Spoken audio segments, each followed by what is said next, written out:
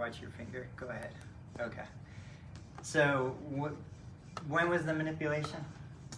22nd. The 22nd, and today is the 29th? It was a week ago today. A week ago. So a week ago today, she had a manipulation under anesthesia. Put that leg down for just a sec. So one of the big restrictions was as we go into flexion, she feels pinching behind the knee.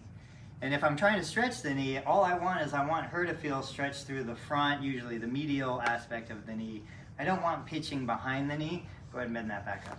So what I do is I kind of create a brace, a shelf, with my forearm where it's resting on that leg.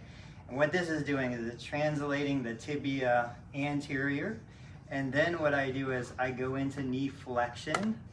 So that relieves some of the pinching that happens behind the knee and allows me to focus the stretch through the anterior medial aspect.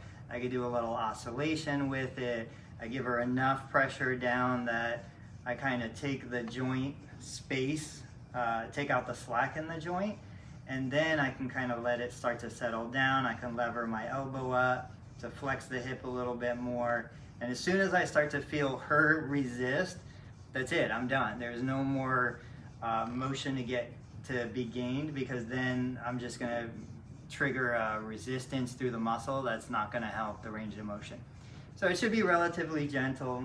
Is it relatively comfortable? Mm-hmm. You feel the stretch, but not miserable? Right. Okay, thank you.